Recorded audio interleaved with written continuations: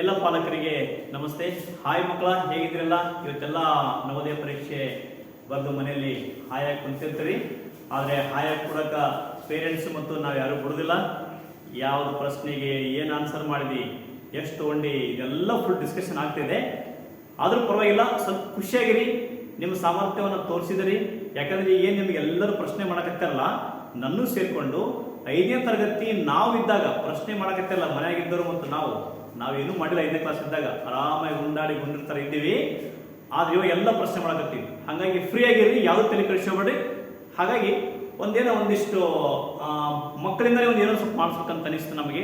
ಇವತ್ತಿನ ಗಣಿತವನ್ನು 2025 ನವೋದಯ ಪರೀಕ್ಷೆ ಗಣಿತವನ್ನು ಸಂಪೂರ್ಣ ಎಕ್ಸ್ಪ್ಲನೇಷನು ನಮ್ಮ ಚಾಲೆಂಜ್ ವಿದ್ಯಾರ್ಥಿನಿ ಆಗಿರ್ತಕ್ಕಂಥ ನಂದಿತಾ ರಾಠೋಡ್ ಅವಳಿಂದ ಆ ಸಂಪೂರ್ಣ ಎಕ್ಸ್ಪ್ಲನೇಷನ್ ಐತಿ. ಸ್ವಲ್ಪ ಅವರ ಒಂದು ವಿಡಿಯೋವನ್ನು ಗಮನಿಸ್ರಿ, ಸಬ್ಸ್ಕ್ರೈಬ್ ಮಾಡಿ, ಶೇರ್ ಮಾಡಿ, ಕಾಮೆಂಟ್ ಮಾಡಿ, ಅವಳಿಗೆ ವಿಶ್ ಮಾಡಿ ಅಂತ ಹೇಳ್ತಾ ನಂದಿತಾ ಕಂಟಿನ್ಯೂ ಮಾಡೋಣ. All the best. ಎಲ್ಲರಿಗೂ ನಮಸ್ಕಾರ. ನನ್ನ ಹೆಸರು ನಂದಿತಾ ರಾಠೋಡ್. ಸರ್ ಎಲ್ಲ ನನ್ನ ಬಗ್ಗೆ ಹೇಳಿದ್ರು. ಇವತ್ತು ನಾನು ಇಂದು ನಡೆದ ಅಂದರೆ 18/1/2025 ಒಂದು ನವೋದಯ ಪರೀಕ್ಷೆಯ ಗಣಿತವನ್ನು ನಾನು ನಿಮಗೆ ಎಲ್ಲ ಸಂಪೂರ್ಣವಾಗಿ ಅರ್ಥ ಮಾಡಿಸ್ತೇನೆ. ಈಗ ಮೊದಲನೇ ಪ್ರಶ್ನೆ ನೋಡೋಣ. 41ನೇ ಪ್ರಶ್ನೆ ನೋಡಿ, 90ರ ಅವಿಭಾಜ್ಯ ಅಪವರ್ತನಗಳ ಗುಣಲಬ್ಧವು ಅಂತ ಇದೆ. ಈಗ ನಾವು ಮೊದಲು 90ರ ಅವಿಭಾಜ್ಯ ಅಪವರ್ತನಗಳನ್ನು ಬರ್ಕೊಳ್ಳೋಣ.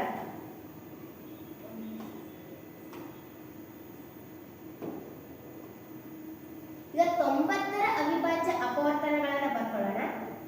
245 90.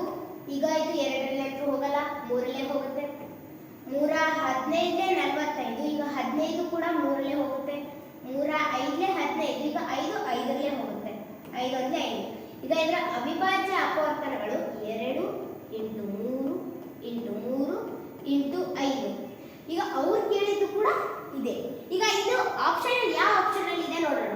ಈಗ ಆಪ್ಷನ್ ಎ ಅಲ್ಲಂತೂ ಇದು ಇಲ್ಲ, ಆಪ್ಷನ್ ಬಿ ಅಲ್ಲೂ ಕೂಡ ಇದು ಇಲ್ಲ, ಆಪ್ಷನ್ ಸಿ ಅಲ್ಲೂ ಕೂಡ ಇದು ಇಲ್ಲ, ಆಪ್ಷನ್ ಡಿ ಅಲ್ಲೂ ಕೂಡ ಇದಿಲ್ಲ ಅಂದಾಗ ಈಗ ನಾವು ಇದನ್ನ ಸಂಕ್ಷಿಪ್ತವಾಗಿ ಬರೆಯೋಕೆ ಪ್ರಯತ್ನಿಸೋಣ. ಈಗ ಇದನ್ನ ಸಂಕ್ಷಿಪ್ತವಾಗಿ ಯಾವ ತರ ಬರೆಯೋದು? 2 × ಈಗ 3 2 ಸತಿ ರಿಪೀಟ್ ಆಗಿದೆ ಅಂದಾಗ ನಾವು ಈಗ 3 ಒಂದ್ಸಲ ಬರ್ಕೊಂಡು ಇದಕ್ಕೆ ಘಾತಾಂಕ 2 ಕೊಟ್ರೆ ಇದು ಇದರ ಸಂಕ್ಷಿಪ್ತವಾಗುತ್ತಲ್ಲ ಇದು ಅಂದಾಗ ಈಗ ಇದು 3 × 3 ಅಂದಾಗ 9 ಬರುತ್ತೆ. ಈಗ 3 ಘಾತ 2 ಅಂದಾಗ 9 ಬರುತ್ತೆ ಅಂದಾಗ ಇದು ಸಂಕ್ಷಿಪ್ತ ರೂಪ ಇದಾಯಿತು × 5. ಈಗ ಈ ಉತ್ತರ ಯಾವ ಆಪ್ಷನ್ ಅಲ್ಲಿ ಇದೆ? ಆಪ್ಷನ್ ಸಿ ಅಲ್ಲಿ ಇದೆ ಅಂದಾಗ 41ನೇ ಪ್ರಶ್ನೆಗೆ ಉತ್ತರ ಏನಾಗುತ್ತೆ?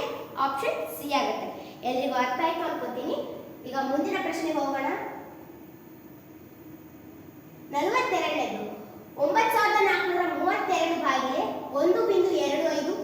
ಇದರ ಉತ್ತರ 7545.6 ಆದರೆ 9.432 ಭಾಗಿಲೆ 12.5 ಇದಕ್ಕೆ ಸಮನಾಗಿರುತ್ತದೆ ಅಂತ ಹೇಳಾರೆ ಅಂದಾಗ ಈಗ ನಾವು 9.432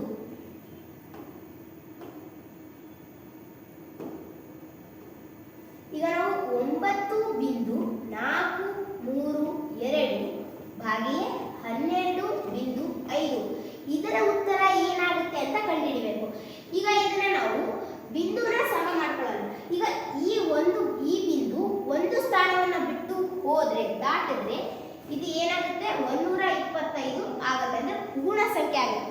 ಅಂದಾಗ ಛೇದದಲ್ಲಿ ನಾವು ಒಂದು ಬಿಂದುವನ್ನು ಸರಿಸಿದ್ರೆ, ಒಂದು ಸ್ಥಾನವನ್ನು ಬಿಟ್ಟು ಸರಿಸಿದ್ರೆ, ಅಂಶದಲ್ಲೂ ಕೂಡ ನಾವು ಒಂದು ಸ್ಥಾನವನ್ನು ಬಿಟ್ಟು ಸರಿಸಬೇಕು. ಇದು 94.32 ಆಗುತ್ತೆ. ಈಗ ಇದನ್ನ ಭಾಗಿಸಿದಾಗ ನಮಗೆ ಉತ್ತರ 0.7545 ಬರುತ್ತೆ. ಯಾಕಂದ್ರೆ ಈಗ 125 ಇದೆ, ಇಲ್ಲಿ 94 ಇದೆ, ಹತ್ತೋದಿಲ್ಲ, 0 ಪಾಯಿಂಟ್ ಅಂತ ಬರುತ್ತೆ. ಈಗ ನಾವು ಇದನ್ನ ಅಷ್ಟೇ ನೋಡ್ಕೊಳ್ಳೋಣ. 0 ಬಿಂದು ಎಲ್ಲಿದೆ? ಈಗ ಆಪ್ಷನ್ ಎ ಅಲ್ಲಿ 7 ಬಿಂದು ಇದೆ, ನಮಗೆ ಬೇಕಾಗಿರೋದು 0 ಬಿಂದು. ಆಗ ಆಪ್ಷನ್ ಎ ಬರಲ್ಲ, ಆಪ್ಷನ್ ಬಿ 0 ಬಿಂದು ಆಗಿದೆ ಅಂದಾಗ ಅದು ಬರಬಹುದು, ಅದನ್ನ ಇಟ್ಕೊಳ್ಳೋಣ. ಆಪ್ಷನ್ ಸಿ 75 ಬಿಂದು ಇದೆ, ನಮಗೆ ಬೇಕಾಗಿರೋದು 0 ಬಿಂದು, ಹಾಗಾಗಿ ಆಪ್ಷನ್ ಸಿ ಬರಲ್ಲ. ಆಪ್ಷನ್ ಡಿ 754 ಇದೆ, ನಮಗೆ ಬೇಕಾಗಿರೋದು 0 ಬಿಂದು, ಹಾಗಾಗಿ ಆಪ್ಷನ್ ಡಿ ಕೂಡ ಬರಲ್ಲ. ನಾವು ಈ ತರ ಸುಲಭವಾಗಿ ನಮ್ಮ ಉತ್ತರವನ್ನು ತಿಳ್ಕೋಬಹುದು. ಹಾಗಾಗಿ ಈ 42ನೇ ಪ್ರಶ್ನೆಗೆ ಉತ್ತರ ಏನಾಗುತ್ತೆ? ಬಿ ಆಗುತ್ತೆ. ಈಗ ಮುಂದಿನ ಪ್ರಶ್ನೆ 43. ಒಂದು ಭಾಗಾಕಾರದ ಪ್ರಶ್ನೆಯಲ್ಲಿ ಭಾಜಕವು 51 ಆಗಿದ್ದು ಭಾಗಲಬ್ಧವು 16 ಮತ್ತು ಶೇಷವು 27 ಆಗಿದ್ದರೆ ಇದರ ಭಾಜ್ಯಾಂಶವು ಅಂತ ಹೇಳಿದ್ದಾರೆ. ಅಂದ್ರೆ ಒಂದು ಭಾಗಾಕಾರ ಲೆಕ್ಕ ಇದೆ, ಅದರಲ್ಲಿ ಭಾಜಕ ಕೊಟ್ಟಿದ್ದಾರೆ, ಭಾಗಲಬ್ಧ ಕೊಟ್ಟಿದ್ದಾರೆ, ಶೇಷ ಕೊಟ್ಟಿದ್ದಾರೆ. ನಾವು ಈಗ ಕಂಡುಹಿಡಿಬೇಕಾಗಿದ್ದು ಭಾಜ್ಯ. ಈಗ ಭಾಜ್ಯ ಕಂಡುಹಿಡಿಬೇಕಾದ್ರೆ ನಮಗೆ ಒಂದು ಸೂತ್ರ ಇದೆ. ಭಾಜ್ಯ ಇಸ್ ಈಕ್ವಲ್ ಟು ಭಾಗಲಬ್ಧ ಇಂಟು ಭಾಜಕ ಪ್ಲಸ್ ಶೇಷ. ಈಗ ನಾವು ಸೂತ್ರದಲ್ಲಿ ಬೆಲೆ ತುಂಬೋಣ. ಈಗ ಭಾಗಲಬ್ಧ ಅಂದಾಗ ನಮಗೆ ಭಾಗಲಬ್ಧ ಎಷ್ಟು ಕೊಟ್ಟಿದ್ದಾರೆ? 16 ಕೊಟ್ಟಿದ್ದಾರೆ. ಈಗ ಭಾಗಲಬ್ಧದಲ್ಲಿ 16 ಅಂತ ಬರೀತೀನಿ. ಭಾಜಕ ಎಷ್ಟು ಕೊಟ್ಟಿದ್ದಾರೆ? 51 ಕೊಟ್ಟಿದ್ದಾರೆ. 51 ಭಾಜಕದಲ್ಲಿ 51 ತುಂಬುತ್ತೀನಿ. ಶೇಷ ಎಷ್ಟು ಕೊಟ್ಟಿದ್ದಾರೆ? 27 ಕೊಟ್ಟಿದ್ದಾರೆ. ಈ ಶೇಷದ ಸ್ಥಾನದಲ್ಲಿ ನಾವು 27 ತುಂಬುತ್ತೀನಿ. ಈಗ ಇದನ್ನ ನಾವು ಈ ಸರಳೀಕರಣವನ್ನು ಮಾಡಬಹುದಲ್ಲ? 16 ಇಂಟು 51 816 ಬರುತ್ತೆ ಪ್ಲಸ್ 27 843 ಬರುತ್ತೆ. ಈ 43ನೇ ಉತ್ತರ, ಈ 43ನೇ ಪ್ರಶ್ನೆಗೆ 843 ಬರುತ್ತೆ. ಈ ಸಂಖ್ಯೆ ಯಾವ ಆಪ್ಷನ್ ಅಲ್ಲಿ ಇದೆ ನೋಡೋಣ. ಆಪ್ಷನ್ ಎ 843 ಇದೆ. ಈ ಉತ್ತರ ಈ ಆಪ್ಷನ್ ಅಲ್ಲಿ ಇದೆ, ಇದು ಇಟ್ಕೊಳ್ಳೋಣ ಬರುತ್ತೆ. ಆಪ್ಷನ್ ಬಿ 483 ಇದೆ. ನಮಗೆ ಬೇಕಾಗಿರೋದು 843, ಸೊ ಹಾಗಾಗಿ ಆಪ್ಷನ್ ಬಿ ಬರಲ್ಲ. ಆಪ್ಷನ್ ಸಿ 9, ನಮಗೆ ಬೇಕಾಗಿರೋದು 843, ಸೊ ಆಪ್ಷನ್ ಸಿ ಬರಲ್ಲ. ಆಪ್ಷನ್ ಡಿ 1393, ಇದು 1000ದ ಕೆಳಗಿದೆ, ಇದು 1000ದ ಮೇಲಿದೆ, ಹಾಗಾಗಿ ಆಪ್ಷನ್ ಡಿ ಕೂಡ ಬರೋದಿಲ್ಲ. ನಮಗೆ 43ನೇ ಪ್ರಶ್ನೆಗೆ ಆಪ್ಷನ್ ಏನಾಗುತ್ತೆ? ಎ ಆಗುತ್ತೆ. ಈಗ 44ನೇ ಪ್ರಶ್ನೆ 1.1, 1.01, 1.001, 0.01, 11.01 ಮತ್ತು 111.101ರ ಮೊತ್ತವು ಅಂತ ಹೇಳಿದ್ದಾರೆ. ಇದು ತುಂಬಾ ಸುಲಭವಾದ ಪ್ರಶ್ನೆ. ಇವೆಲ್ಲ ಈ ಕೊಟ್ಟಿರುವಂತ ಸಂಖ್ಯೆಗಳನ್ನ ನಾವು ಎಲ್ಲವನ್ನು ಇದರ ಮೊತ್ತವನ್ನ ಕಂಡುಹಿಡಿಯಬೇಕು. ಈ ಎಲ್ಲವನ್ನು ಕೂಡಿಸಿದಾಗ ನಮಗೆ ಬರೋ ಉತ್ತರ ಏನು ಅಂತ ಹೇಳಿದ್ದಾರೆ. ಈಗ ನಮಗೆ ನಾವೆಲ್ಲವನ್ನು ಬರ್ಕೊಳ್ಳೋಣ. 1.1, 1.01, 1.001, 0.01, 11.01, 111.101 ಇವೆಲ್ಲದ ಮೊತ್ತವನ್ನು ಕೇಳಿದರೆ ಈಗ ಇವೆಲ್ಲವನ್ನ ಕೂಡಿಸ್ರಿ. 1ಕ್ಕೆ 1, ಇದು ಕೂಡ 1, 1 1 1 3 ಸಲ ಇದೆ, ಹಾಗಾಗಿ ಇದನ್ನು ಕೂಡಿಸಿದಾಗ 3, 1 1 2 ಸಲ ಇದೆ, ಇದನ್ನು ಕೂಡಿಸಿದಾಗ 2, ಬಿಂದುಗೆ ಬಿಂದು 1 2 3 4 5 1 5 ಸಲ ಇದೆ, ಅದರಾಗಿ ಇದನ್ನು ಕೂಡಿಸಿದಾಗ 5 ಬರುತ್ತೆ. 1 1 ಕೂಡಿಸಿದಾಗ 2, ಈ 1ಕ್ಕೆ 1. ಈ ಉತ್ತರ ಯಾವ ಆಪ್ಷನ್ ಅಲ್ಲಿ ಇದೆ ನೋಡಿ? 125.2311, 125.2311 ಆಪ್ಷನ್ ಸಿ ಅಲ್ಲಿ ಇದೆ. ಹಾಗಾಗಿ ನಮಗೆ 44ನೇ ಪ್ರಶ್ನೆಗೆ ಉತ್ತರ ಸಿ ಆಗುತ್ತೆ. ಈಗ 45ನೇ ಪ್ರಶ್ನೆ, ಕೆಳಗಿನವುಗಳಲ್ಲಿ ಯಾವುದು ಯಾವಾಗ ಪ್ರತಿ ಅವಿಭಾಜ್ಯ ಸಂಖ್ಯೆಯ ಅಪವರ್ತನವಾಗಿರುತ್ತದೆ ಅಂತ ಹೇಳಿದ್ದಾರೆ.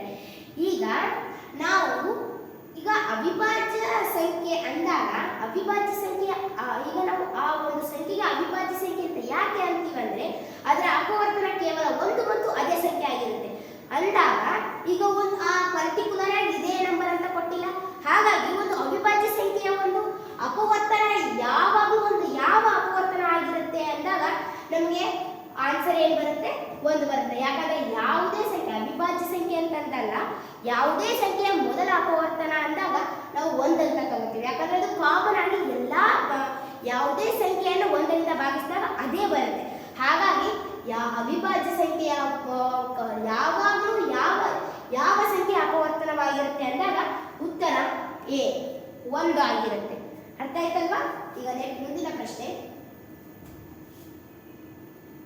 46, 4, 2, 0 ಮತ್ತು 7 ಈ ಎಲ್ಲಾ ಅಂಕಿಗಳನ್ನು ಬಳಸಿಕೊಂಡು ರಚಿಸಲಾದ ದೊಡ್ಡ ಮತ್ತು ಚಿಕ್ಕದಾದ 4 ಅಂಕೆಗಳ ನಡುವಿನ ವ್ಯತ್ಯಾಸವನ್ನು ಕಂಡುಹಿಡಿಯಿರಿ ಅಂತ ಹೇಳೋಣ. ಇಲ್ಲಿ ಒಂದಿಷ್ಟು 4 ಸಂಖ್ಯಾ ಸೂಚಿಗಳನ್ನು ಕೊಟ್ಟಿದ್ದಾನೆ ಮತ್ತು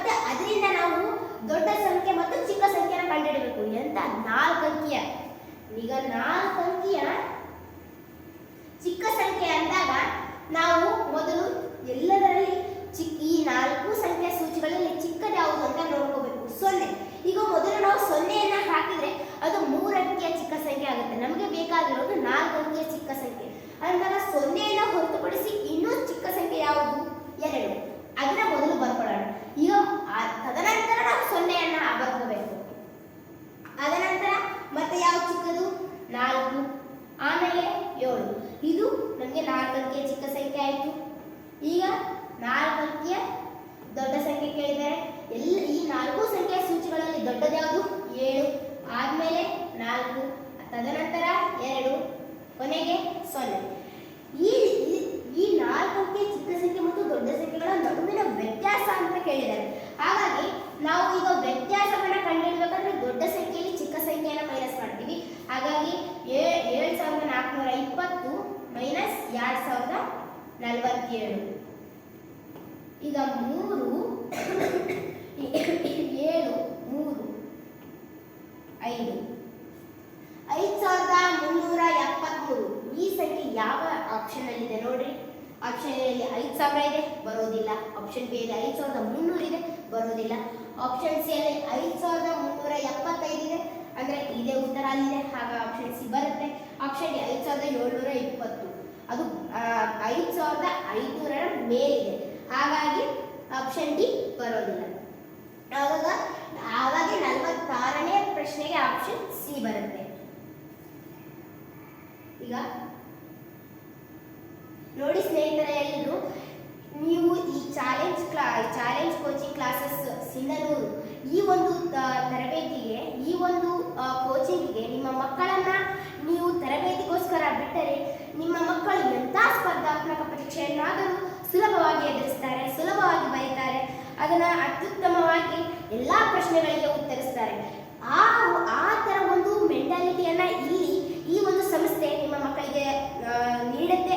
ಹಾಗೂ ಅವರ ಶಿಕ್ಷಣ ಎಂಥ ಮಟ್ಟಕ್ಕೆ ಹೋಗುತ್ತಂದರೆ ಒಂದು ಒಳ್ಳೆಯ ಶಾಲೆಯನ್ನ ಮತ್ತು ಅವರು ಒಂದು ಒಳ್ಳೆಯ ಜೀವನವನ್ನು ಅವರೇ ರೂಪಿಸಿಕೊಳ್ತಾರೆ.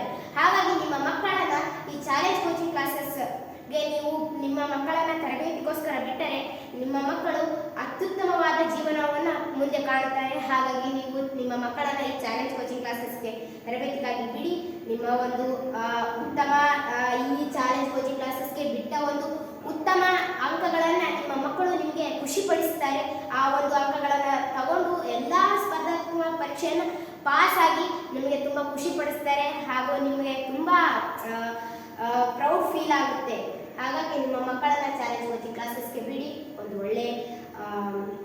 ಒಂದು ಒಳ್ಳೆ ನಿಮ್ಮ ಫಲಿತಾಂಶವನ್ನು ಪಡ್ಕೊಳ್ಳಿ ಅಂತ ಹೇಳ್ತಾ ಮುಂದಿನ ಪ್ರಶ್ನೆಗೆ ಹೋಗೋಣ. 47ನೇ ಪ್ರಶ್ನೆ. ಪ್ರತಿಯೊಂದು ಬಾಟಲಿಯು 300 ml ನೀರನ್ನು ಹಿಡಿಯುವಂತಿದ್ದರೆ ಅಂತ 17 ಬಾಟಲಿಗಳ ನೀರನ್ನು ಮತ್ತು 130 ml ಹಣ್ಣಿನ ರಸವನ್ನು ಹಿಡಿಯುವಂತಹ 30 ಬಾಟಲ್ ಹಣ್ಣಿನ ರಸವನ್ನು ಒಂದು ಜಗ್ನಲ್ಲಿ ಸುರಿಯಲಾಗುತ್ತದೆ. ಜಗ್ನಲ್ಲಿರುವ ಒಟ್ಟು ದ್ರವವು ಲೀಟರ್ನಲ್ಲಿ ಎಷ್ಟು ಅಂತ ಹೇಳಿದ್ದಾರೆ. ಮೊದಲು ನಾವು 300 ml ಇಷ್ಟು ಪ್ರಮಾಣದ ಬಾಟಲ್, ಒಂದು ಬಾಟಲ್ ಇಷ್ಟು ನೀರನ್ನ ಸಂಗ್ರಹ ಮಾಡ್ಕೊಳ್ಳುತ್ತೆ. ಹಾಗಾದ್ರೆ 17 ಬಾಟಲ್ಗಳಲ್ಲಿ ಎಷ್ಟು ನೀರನ್ನ ಸಂಗ್ರಹ ಮಾಡ್ಕೊಳ್ಳುತ್ತೆ ಅನ್ನೋದನ್ನ ಕಂಡುಹಿಡ್ಕೊಳ್ಳೋಣ. ನಾವು ಒಂದು ಬಾಟಲ್ ಅಂದ್ರೆ 300 ml, ಹಾಗಾದ್ರೆ 17 ಬಾಟಲ್ ಅಂದ್ರೆ ಎಷ್ಟು ml? 300 × 17 5100 ml ಆಯಿತು. 5100 ml 17 ಬಾಟಲ್ಗಳಲ್ಲಿ ಸಂಗ್ರಹವಾಗುವ ನೀರೆಷ್ಟಂದ್ರೆ 5100 ml. ಈಗ ನೆಕ್ಸ್ಟ್ ಒಂದು ಬಾಟಲ್ 130 ml ಹಣ್ಣಿನ ರಸವನ್ನ ಸಂಗ್ರಹ ಮಾಡ್ಕೊಳ್ಳುತ್ತೆ. ಅಂದ್ರೆ ಒಂದು ಬಾಟಲ್ ಎಷ್ಟು ರಸವನ್ನ ಸಂಗ್ರಹ ಮಾಡ್ಕೊಳ್ಳುತ್ತೆ ಅಂದಾಗ 130 ml. ಹಾಗಾದ್ರೆ ಅಂತ ಒಂದು 30 ಬಾಟಲ್ಗಳು ಎಷ್ಟು ರಸವನ್ನ ಸಂಗ್ರಹ ಮಾಡ್ಕೊಳ್ಳುತ್ತೆ ಅಂದಾಗ 30 × 130 3900 ml. ಈಗ ಈ ನೀರು ಮತ್ತೆ ಆ ಹಣ್ಣಿನ ರಸ ಎರಡನ್ನು ಕೂಡ ಒಂದು ಜಗ್ಗಲ್ಲಿ ಹಾಕ್ತಾರೆ ಅಂದಾಗ ನಾವು ಇದರ ಒಟ್ಟು ಮೊತ್ತವನ್ನು ಕಂಡುಹಿಡಿಯೋಣ. 5100 ಪ್ಲಸ್ 3900, ಇದರ ಮೊತ್ತ 9000 ಆಗುತ್ತೆ. ಅವ್ರು ಕೇಳಿದ್ದು ಲೀಟರ್ನಲ್ಲಿ. ಹಾಗಾಗಿ ಈಗ ನಾವು ಮಿಲಿ ಲೀಟರ್ನ ಲೀಟರ್ಗೆ ಕನ್ವರ್ಟ್ ಮಾಡಬೇಕಂದ್ರೆ ಡಿವೈಡೆಡ್ ಬೈ 1000 ಮಾಡಬೇಕು. ಯಾಕಂದ್ರೆ 1000 ml = 1 ಲೀಟರ್. ಹಾಗಾಗಿ ನಾವು ಡಿವೈಡೆಡ್ ಬೈ 1000 ಮಾಡಬೇಕು. ಈ 3 ಕ್ಯಾನ್ಸಲ್ ಆಗುತ್ತೆ ಅಂದಾಗ 9 ಲೀಟರ್ ಜಗ್ಗದಲ್ಲಿರೋ ದ್ರವದ ಪ್ರಮಾಣ ಎಷ್ಟಂದಾಗ 9 ಲೀಟರ್. ಆ ಉತ್ತರ ಯಾವುದರಲ್ಲಿದೆ? ಆಪ್ಷನ್ ಬಿ ಅಲ್ಲಿದೆ. ಅಂದಾಗ 47ನೇ ಪ್ರಶ್ನೆಗೆ ಆನ್ಸರ್ ಬಿ. ಈಗ ಮುಂದಿನ ಪ್ರಶ್ನೆಗೆ ಹೋಗೋಣ. 48ನೇ ಪ್ರಶ್ನೆ ಹೀಗಿದೆ: 3 + 3/100 + 3/1000 + 3/10 ಲಕ್ಷ. ಈಗ ನಾವು ಇದನ್ನ ಈಗ ಮೊದಲಿಗೆ 3 ಬಿಂದು, ಈಗ 3 ಇದು ಪೂರ್ಣಾಂಕ ಅಂದ್ರೆ ಪೂರ್ಣ ಸ್ಥಾನದಲ್ಲಿ ಇರಬೇಕು. ಈಗ ಅಂದ್ರೆ 3 ಬಿಂದು ಬರಬೇಕು. ಈಗ ಯಾವ ಆಪ್ಷನ್ ಇದೆ? ಇದರಲ್ಲೂ 3 ಬಿಂದು ಇದೆ, ಇದರಲ್ಲೂ 3 ಬಿಂದು ಇದೆ, ಇದರಲ್ಲೂ 3 ಬಿಂದು ಇದೆ, ಇದರಲ್ಲೂ 3 ಬಿಂದು ಇದೆ, ಅಂದ್ರೆ ಎಲ್ಲದರಲ್ಲೂ ಕಾಮನ್ ಇದೆ. ಈಗ ಮುಂದಿನ ಹಂತಕ್ಕೆ ಹೋಗೋಣ. ನಾವು ಇವೆಲ್ಲವನ್ನು ನಾವು ದಶಮಾಂಶಕ್ಕೆ ಕನ್ವರ್ಟ್ ಮಾಡ್ಕೊಳ್ಳೋಣ, ಇಲ್ಲ ಅಂದ್ರೆ ನಾವು ಡೈರೆಕ್ಟ್ ಆಗಿ ಹಚ್ಕೋಬಹುದು. ಈಗ ನಾವು ಇದನ್ನ ದಶಮಾಂಶಕ್ಕೆ ಕನ್ವರ್ಟ್ ಮಾಡ್ಕೊಂಡ್ರೆ 3.000 ಬರುತ್ತೆ. ಅಂದ್ರೆ ಮುಂದೆ ಪೂರ್ಣಾಂಕದ ಮುಂದೆ ಬಿಂದು ಆದ್ಮೇಲೆ ಎಷ್ಟಾದ್ರೂ 0 ಇರುತ್ತೆ.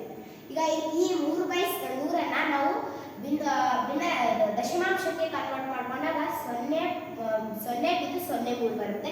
ಈಗ ಈ 3/1000 ದಶಮಾಂಶಕ್ಕೆ ಕನ್ವರ್ಟ್ ಮಾಡ್ಕೊಳ್ಳಿ, 0.003 ಬರುತ್ತೆ. 3/10 ಲಕ್ಷ ಇದನ್ನು ಕೂಡ ನೀವು ದಶಮಾಂಶಕ್ಕೆ ಕನ್ವರ್ಟ್ ಮಾಡ್ಕೊಳ್ಳಿ, 0.000003. ಇದನ್ನು ನೀವು ದಶಮಾಂಶಕ್ಕೆ ಕನ್ವರ್ಟ್ ಮಾಡ್ಕೊಂಡಾಗ 0.00003 ಬರುತ್ತೆ. ಈಗ ಇವಿಷ್ಟರ ಮೊತ್ತವನ್ನ ಕೇಳಿದ್ದಾರೆ ಅವರು.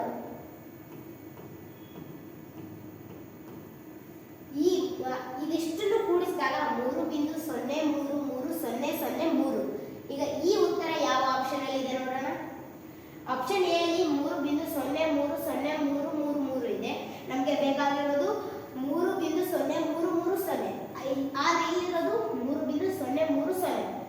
ನಮಗೆ ಇಲ್ಲಿ ಎರಡು ಅಂದ್ರೆ ಬಿಂದು ಆದ್ಮೇಲೆ 3 ಸ್ಥಾನವನ್ನ ನೋಡ್ಕೊಂಡಾಗ 0.33 ಇದೆ. ಆದ್ರೆ ಇಲ್ಲಿ ಬಿಂದು ಆದ್ಮೇಲೆ 3 ಸ್ಥಾನವನ್ನ ನೋಡ್ಕೊಂಡಾಗ 0.30 ಇದೆ. ಹಾಗಾಗಿ ಆಪ್ಷನ್ ಎ ಬರಲ್ಲ. ಆಪ್ಷನ್ ಬಿ 3.033 3 ಸ್ಥಾನವನ್ನ ನೋಡ್ಕೊಂಡಾಗ ಇಲ್ಲಿ ಬಿಂದು ಆದ್ಮೇಲೆ 3 ಸ್ಥಾನವನ್ನ ನೋಡ್ಕೊಂಡಾಗ 0.33 ಇದೆ. ಇಲ್ಲಿ ಕೂಡ 0.33 ಇದೆ. ಈಗ ಬರಬಹುದು. ಆಪ್ಷನ್ ಬಿ ಇಟ್ಕೊಳ್ಳೋಣ. ಆಪ್ಷನ್ ಸಿ 3 ಸ್ಥಾನವನ್ನ ಇಲ್ಲಿ 3 ಸ್ಥಾನವನ್ನ ನೋಡ್ಕೊಂಡಾಗ 0.33 ಇದೆ. ಇದರಲ್ಲಿ 0.03 ಇದೆ. ಹಾಗಾಗಿ ಆಪ್ಷನ್ ಸಿ ಬರಲ್ಲ. ಆಪ್ಷನ್ ಡಿ ಅಲ್ಲಿ 3 ಸ್ಥಾನ ಬಿಂದು ಆದ್ಮೇಲೆ 3 ಸ್ಥಾನ ನೋಡ್ಕೊಂಡಾಗ 0.30 ಇದೆ. ಹಾಗಾಗಿ ಆಪ್ಷನ್ ಡಿ ಕೂಡ ಬರಲ್ಲ. ಈಗ ನಮಗೆ 48ನೇ ಪ್ರಶ್ನೆಗೆ ನಮಗೆ ಉತ್ತರ ಏನು? ಬಿ. ಈಗ ಮುಂದಿನ ಪ್ರಶ್ನೆಗೆ ಹೋಗೋಣ. 49 8 ಮೈನಸ್ ಚೌಕಾವರ್ಣ, 18 ಮೈನಸ್ ಪುಷ್ಪವರ್ಣ, 16 ಮೈನಸ್ ಅಲ್ಪವರ್ಣ, 5 ಮೈನಸ್ 4 ರೇಖಾವರ್ಣ, 4 ಮೈನಸ್ 1 ಆಮೇಲೆ ಬ್ರಾಕೆಟ್ ಕ್ಲೋಸ್. ಈಗ ಈ ಸರಳೀಕರಣವನ್ನು ನಾವು ಬಿಡಿಸಬೇಕು. ಮೊದಲಿಗೆ ನಮಗೆ ಬಾಡಮಸ್ ನಿಯಮದಲ್ಲಿ ಮೊದಲು ಬ್ರಾಕೆಟ್ ಅಂದ್ರೆ ಆವರಣಗಳಲ್ಲಿ ಮೊದಲು ರೇಖಾವರ್ಣ ಎಲ್ಲಿದೆ? ಇಲ್ಲಿದೆ. ಅಂದ್ರೆ ಮೊದಲು ಇದನ್ನ ಬಿಡಿಸ್ಕೋಬೇಕು. ಅಲ್ಲಿವರೆಗೂ ಎಲ್ಲವೂ ಇದ್ದಂಗೆ ಬರ್ಕೋಬೇಕು. 8 ಮೈನಸ್ ಬ್ರಾಕೆಟ್ 18 ಮೈನಸ್ ಪುಷ್ಪವರ್ಣ, 16 ಮೈನಸ್ ಅಲ್ಪವರ್ಣ, 5 ಮೈನಸ್ 4 ಒಂದು ಕಡೆ 3. ಈಗ ರೇಖಾವರ್ಣ ಹೋಯಿತು. ಈಗ ರೇಖಾವರ್ಣ ಆದ್ಮೇಲೆ ನಮಗೆ ಅಲ್ಪವರ್ಣ ಬರುತ್ತೆ. ಅಲ್ಪವರ್ಣ ಎಲ್ಲಿದೆ? ಇಲ್ಲಿದೆ. ಅಂದಾಗ ಇದರ ಅಲ್ಪವರ್ಣವನ್ನು ನಾವು ಕಂಪ್ಲೀಟ್ ಮಾಡ್ಕೊಳ್ಳೋಣ. 8 ಮೈನಸ್ ಬ್ರಾಕೆಟ್ 18 ಮೈನಸ್ ಪುಷ್ಪವರ್ಣ 16 ಮೈನಸ್, ಈಗ 5ರಲ್ಲಿ 3 ಕಳೆದು 2 ಅಂದ್ರೆ ಈಗ ಅಲ್ಪವರ್ಣ ಹೋಯಿತು. ಈಗ ನಮಗೆ ನೆಕ್ಸ್ಟ್ ರೇಖಾವರ್ಣ, ಅಲ್ಪವರ್ಣ, ತದನಂತರ ನಮಗೆ ಪುಷ್ಪವರ್ಣ ಬರುತ್ತೆ. ಈಗ ಪುಷ್ಪವರ್ಣ ಎಲ್ಲಿದೆ? ಇಲ್ಲಿದೆ. ಅಂದ್ರೆ ಇದನ್ನು ಬಿಡಿಸ್ಕೊಳ್ಳೋಣ. 8 ಮೈನಸ್ ಬ್ರಾಕೆಟ್ 18 ಮೈನಸ್ 16ನ್ನ 2 ಕಳೆಯಿರಿ 14. ಈಗ ಪುಷ್ಪವರ್ಣ ಕೂಡ ಹೋಯಿತು. ಈಗ ಉಳಿದಿರೋದು ರೇಖಾವರ್ಣ, ಚೌಕಾವರ್ಣ. ಈಗ ಇದನ್ನ ಬಿಡಿಸ್ಕೊಳ್ಳೋಣ. 18ರಲ್ಲಿ 14 ಕಳೆಯಿರಿ 4. ಈಗ ಬಾಡಮಸ್ ಅಲ್ಲಿ ಬಿ ಅಂದ್ರೆ ಬ್ರಾಕೆಟ್, ತದನಂತರ ಓ ಅಂದ್ರೆ ಆಫ್ ಅಂದ್ರೆ ವಿಶೇಷ ಗುಣಾಕಾರ. ಇಲ್ಲಿ ವಿಶೇಷ ಗುಣಾಕಾರ ಎಲ್ಲೂ ಇಲ್ಲ, ಹಾಗಾಗಿ ವಿಶೇಷ ಗುಣಾಕಾರ ಇಲ್ಲ ಅಂದಾಗ ಅದರ ಮುಂದಿನ ಹಂತ ಡಿ ಅಂದ್ರೆ ಡಿವಿಷನ್ ಅಂದ್ರೆ ಇಲ್ಲಿ ಭಾಗಾಕಾರ ಎಲ್ಲೂ ಇಲ್ಲ. ತದನಂತರ ಎಂ ಅಂದ್ರೆ ಮಲ್ಟಿಪ್ಲಿಕೇಶನ್, ಇಲ್ಲಿ ಗುಣಾಕಾರ ಎಲ್ಲೂ ಇಲ್ಲ. ತದನಂತರ ಎ, ಆಮೇಲೆ ಅಂದ್ರೆ ಎ ಅಂದ್ರೆ ಎಡಿಷನ್ ಅಂದ್ರೆ ಸಂಕಲನ, ಇಲ್ಲೆಲ್ಲೂ ಇಲ್ಲ.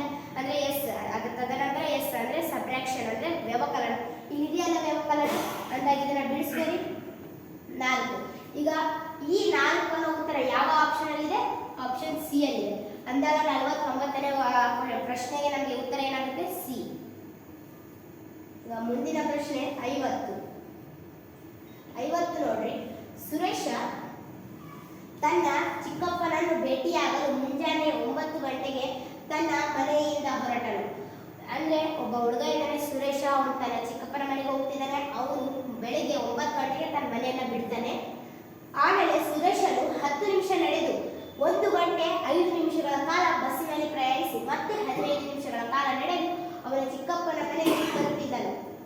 ಸುರೇಶನು 3 ಗಂಟೆ 20 ನಿಮಿಷಗಳ ಕಾಲ ಚಿಕ್ಕಪ್ಪನ ಮನೆಯಲ್ಲಿಯೇ ಇದ್ದು ನಂತರ ಮಧ್ಯಾಹ್ನ 3:30ಕ್ಕೆ ಮನೆ ತಲುಪಿದರೆ ಹಿಂದಿರುಗುವ ಪ್ರಯಾಣದಲ್ಲಿ ಸುರೇಶನು ತೆಗೆದುಕೊಂಡ ಸಮಯ ಎಷ್ಟು ಅಂತ ಹೇಳಿದರೆ, ಇಲ್ಲಿ ಮೊದಲು ಅವನು ಎಷ್ಟು ಗಂಟೆಗೆ ಬಿಡ್ತಾನೆ?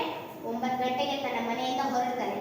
ಅವನು ಪ್ರಯಾಣ ಮಾಡಿದ ಎಷ್ಟು ಗಂಟೆ ಅಂತ ನೋಡ್ಕೊಳ್ಳೋಣ ಬಂದು. ಅವನು ನಡೀತಾನೆ ಎಷ್ಟು? 10 ನಿಮಿಷಗಳ ಕಾಲ ನಡೀತಾನೆ. ಅಂದಾಗ ಇದನ್ನು ಗಂಟೆಗೆ ಕನ್ವರ್ಟ್ ಮಾಡ್ಕೊಳ್ಳಿ. ಸೊ ಆ ಗಂಟೆ ಏನೂ ಇಲ್ಲ, ಹಾಗಾಗಿ ಇದನ್ನು ಬರೀ ನಿಮಿಷದಲ್ಲಿ ಅಷ್ಟೇ ಹಚ್ಕೋತೀನಿ. ಈಗ ನೆಕ್ಸ್ಟ್ 1 ಗಂಟೆ 5 ನಿಮಿಷಗಳ ಕಾಲ ಅವನು ಬಸ್ನಲ್ಲಿ ಪ್ರಯಾಣಿಸ್ತಾನೆ. ಹಾಗಾಗಿ ಇದನ್ನ ಬರ್ಕೊಳ್ಳಿ. 1 ಗಂಟೆ 5 ನಿಮಿಷ. ನಂತರ ಮತ್ತೆ ಅವನು 15 ನಿಮಿಷ ನಡೀತಾನೆ. ಅಂದಾಗ ಮತ್ತೆ ಇದನ್ನು ಕೂಡ ಬರ್ಬೋದು. ಈಗ ಇಷ್ಟರ ಮೊತ್ತವನ್ನ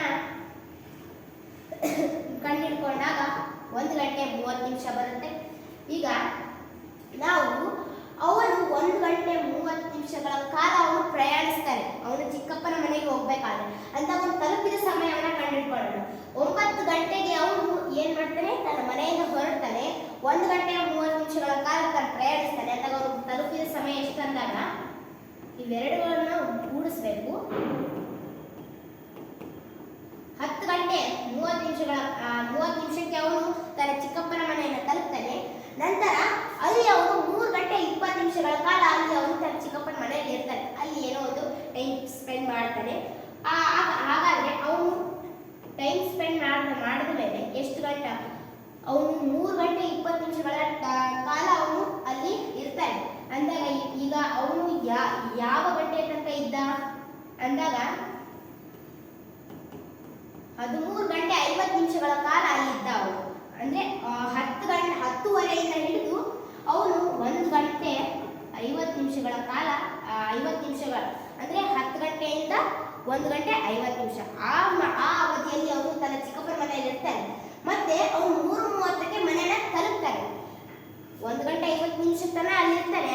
ಆಮೇಲೆ ಅವನು ಅಲ್ಲಿ 1 ಗಂಟೆ 50 ನಿಮಿಷ ಆದ್ಮೇಲೆ ಅವನು ಹೊರಡ್ತಾನೆ. 3:30 ತನ್ನ ಮನೆಯಲ್ಲಿ ಇರ್ತಾನೆ. ಅಂತಕೊಂಡು ಅಲ್ಲಿ ಮಿಡಲ್ ಎಷ್ಟು ಪ್ರಯಾಣಕ್ಕೆ ಅವನು ಪ್ರಯಾಣ ಮಾಡ್ಬೇಕಾದ್ರೆ ಎಷ್ಟು ಗಂಟೆ ತಗೊಂಡ ಅಂದಾಗ 3 ಗಂಟೆ 30 ನಿಮಿಷದಲ್ಲಿ 1 ಗಂಟೆ 50 ನಿಮಿಷವನ್ನ ಕಳಿಬೇಕು. ಯಾಕಂದ್ರೆ ಅವನು ತಾನು ಎಷ್ಟು ಗಂಟೆ ಅವನು ಪ್ರಯಾಣಿಸಿದ ಅಂದಾಗ ನಾವು ಇದನ್ನ ಕಳಿಬೇಕಾಗುತ್ತೆ. 30ರಲ್ಲಿ 50 ಹೋಗಲ್ಲ, ಕ್ಯಾರಿ ತಗೊಳ್ಳೋಣ. ಇದು 2 ಗಂಟೆ ಆಗುತ್ತೆ. ಇದು ಕೊಡ್ಬೇಕಾದ್ರೆ 1:10 ಕೊಡೋದಿಲ್ಲ. ಕೊಟ್ಟರೆ ಒಂದು ಸಂಪೂರ್ಣವಾಗಿ 1 ಗಂಟೆ ಕೊಡುತ್ತೆ. 1 ಗಂಟೆ ಅಂದ್ರೆ 60 ನಿಮಿಷ. ಅಂದಾಗ ಇದಕ್ಕೆ 60 ನಿಮಿಷವನ್ನ ಪ್ಲಸ್ ಮಾಡ್ಕೊಳ್ಳಿ, 90 ನಿಮಿಷ ಆಗುತ್ತೆ. 90 ನಿಮಿಷದಲ್ಲಿ 50 ನಿಮಿಷ ಕಳೀರಿ, 40 ನಿಮಿಷ ಉಳಿಯುತ್ತೆ. 2 ಗಂಟೆಯಲ್ಲಿ 1 ಗಂಟೆ ಕಳೆದ್ರೆ 1 ಗಂಟೆ. ಅಂದ್ರೆ ಅವನು 1 ಗಂಟೆ 40 ನಿಮಿಷಗಳ ಕಾಲ ತಾನು ಪ್ರಯಾಣ ಮಾಡೋಕೆ ತಗೊಳ್ತಾನೆ. ಅಂದಾಗ ನಮಗೆ ಉತ್ತರ ಏನು? 1 ಗಂಟೆ 40 ನಿಮಿಷ. ಇದು ಯಾವ ಆಪ್ಷನ್ ಅಲ್ಲಿ ಇದೆ? 1 ಗಂಟೆ 30 ನಿಮಿಷ. 1 ಗಂಟೆ 30 ನಿಮಿಷ ಅಲ್ಲ, 1 ಗಂಟೆ 35 ನಿಮಿಷ. 1 ಗಂಟೆ 30 ನಿಮಿಷ 35 ನಿಮಿಷಗಳ ಅವನ ಕಾಲ ತಗೊಂಡಿಲ್ಲ. 1 ಗಂಟೆ 40 ನಿಮಿಷ ಅವನು ತಗೊಂಡಿರೋದು 1 ಗಂಟೆ 40 ನಿಮಿಷ. 1 ಗಂಟೆ 45 ನಿಮಿಷ ಅವನು 1 ಗಂಟೆ 45 ನಿಮಿಷ ತಗೊಳ್ಳಿಲ್ಲ. ಹಾಗಾಗಿ ಅವನು ಪ್ರಯಾಣ ಮಾಡೋಕೆ 1 ಗಂಟೆ 40 ನಿಮಿಷಗಳ ಕಾಲ ಅವನು ತಗೋತಾನೆ. ಹಾಗಾಗಿ ಈಗ ಮುಂದಿನ ಪ್ರಶ್ನೆ 51. 20.0925ರ ಸರಳ ಭಿನ್ನರಾಶಿಯ ರೂಪ. ಈಗ ನಾವು ಇದನ್ನ ಮೊದಲು ನಾವು ಈ ಪೂರ್ಣ ಸಂಖ್ಯೆ ಏನು ಪೂರ್ಣ ಸಂಖ್ಯೆ ಇದೆ 20. ಇದನ್ನ ನಾವು ಪೂರ್ಣಾಂಕದಲ್ಲಿ ಹಚ್ಕೊಂಡ್ಬಿಡೋಣ.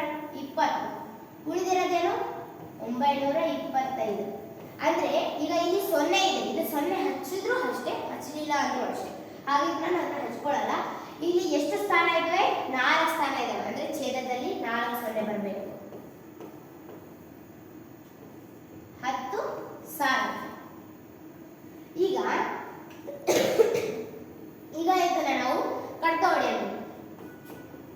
20 ಪೂರ್ಣಾಂಕ 925 ಡಿವೈಡೆಡ್ ಬೈ 10,000. ಇದನ್ನ ಕಡ್ತ ಹೊಡೀರಿ. 25 25ರಲ್ಲಿ ಹೊಡೆಯೋಣ. 25 4 100 2 0 25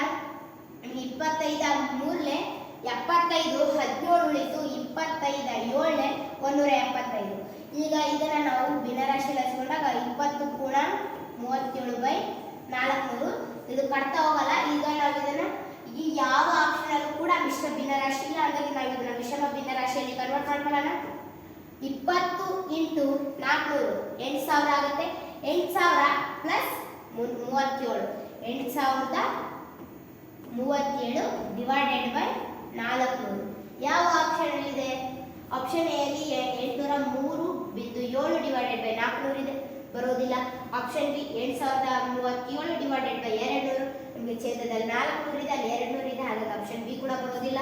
option C 8037 divided by 400 answer ಇದೆ, ಹಾಗಾಗಿ ಆಪ್ಷನ್ ಸಿ ಬರುತ್ತೆ. ಆಪ್ಷನ್ ಡಿ 8037 ಡಿವೈಡೆಡ್ ಬೈ 4000 ಇದೆ, 400 ಇದೆ, 4000 ಇದೆ, ಹಾಗಾಗಿ ಆಪ್ಷನ್ ಡಿ ಕೂಡ ಬರೋದಿಲ್ಲ. ಹಾಗಾಗಿ 51ನೇ ಪ್ರಶ್ನೆಗೆ ನಮಗೆ ಸಿ ಉತ್ತರ. ಈಗ ಮುಂದಿನ ಪ್ರಶ್ನೆ 52. ಒಂದು ಚೌಕಾಕಾರದ ಉದ್ಯಾನವನದ ಬಾಹುವು 50 ಮೀಟರ್ ಆಗಿರುತ್ತದೆ. ಉದ್ಯಾನವನದ ಒಳಗೆ 4 ಬದಿಯಲ್ಲಿ 2.5 ಮೀಟರ್ ಅಗಲದ ಮಾರ್ಗವಿದೆ. ಪ್ರತಿ ಚದರ ಮೀಟರ್ಗೆ 10 ರೂಪಾಯಿಯಂತೆ ಮಾರ್ಗವನ್ನು ಸಮತಟ್ಟುಗೊಳಿಸಲು ತಗಲುವ ವೆಚ್ಚ ಅದನ್ನು ರೂಪಾಯಿಗಳಲ್ಲಿ ಕೇಳಿದರು ಅವರು. ಅಂದಾಗ ಈಗ ಮೊದಲು ನಾವು ಒಂದು ಚೌಕವನ್ನು ಹಾಕೊಳ್ಳೋಣ. ಈಗ ಇದೊಂದು ಚೌಕ, ಇದೊಂದು ಉದ್ಯಾನವನ. ಇದರ ಒಂದು ಬಾಹು ಎಷ್ಟಿದೆ? 50 ಮೀಟರ್. ಚೌಕ ಅಂದಾಗ ಎಲ್ಲ ಬಾಹುಗಳು ಸಮ ಇರ್ತವೆ, ಹಾಗಾಗಿ ಎಲ್ಲ ಬಾಹುಗಳು 50 ಮೀಟರ್ ಇದೆ. ಈಗ ಅದರ ಒಳಗಡೆ ಏನು 2.5 ಮೀಟರ್ ಅಗಲವಿರೋ ಒಂದು ರಸ್ತೆಯನ್ನ ಅಲ್ಲಿ ನಿರ್ಮಿಸ್ತಾರೆ. ಅಲ್ಲಿ ಒಂದು ಮಾರ್ಗವಿದೆ.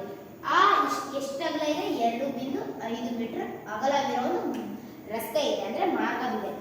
ಅದನ್ನ ಪ್ರತಿ ಚದರ ಮೀಟರ್ಗೆ 10 ರೂಪಾಯಿಯಂತೆ ಮಾರ್ಗವನ್ನು ಸಮತಟ್ಟುಗೊಳಿಸಲು ತಗಲುವ ವೆಚ್ಚ ಎಷ್ಟು ಅಂತ ಕೇಳಿದ್ರೆ ಅದು ರೂಪಾಯಿಗಳಲ್ಲಿ ಹೇಳಬೇಕು. ಈಗ ನಾವು ಮೊದಲು ಈ ರಸ್ತೆ ವಿಸ್ತೀರ್ಣವನ್ನ ಕಂಡುಹಿಡ್ಕೋಬೇಕು. ಮೊದಲು ನಾವು ಒಟ್ಟು ವಿಸ್ತೀರ್ಣ ಅಂದ್ರೆ ಹೊರ ಚೌಕದ ವಿಸ್ತೀರ್ಣ = 50 × 50 2500 ಮೀಟರ್ ಸ್ಕ್ವೇರ್. ಈಗ ನಾವು ಈ ಆಕೃತಿಯನ್ನು ಸಮ ಮಾಡ್ಕೊಳ್ಳೋಣ. ಅಂದ್ರೆ ಇಲ್ಲಿ ಒಂದು ಲೈನ್ ಹಾಕೊಂಡ್ಬಿಡೋಣ. ಅಂದ್ರೆ ಇಲ್ಲಿ ನಮಗೆ ಆಕೃತಿ ಸಮ ಆಗುತ್ತೆ.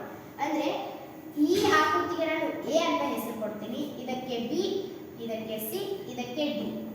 ಅಂದ್ರೆ ಇದೊಂದು ಆಯತ, ಇದೊಂದು ಆಯತ, ಇದೊಂದು ಆಯತ, ಇದೊಂದು ಆಯತ. ಈಗ ನಾನು ಮೊದಲು ಎ ಆಯತದ ನಾನು ವಿಸ್ತೀರ್ಣವನ್ನು ಕಂಡುಹಿಡಿತೀನಿ.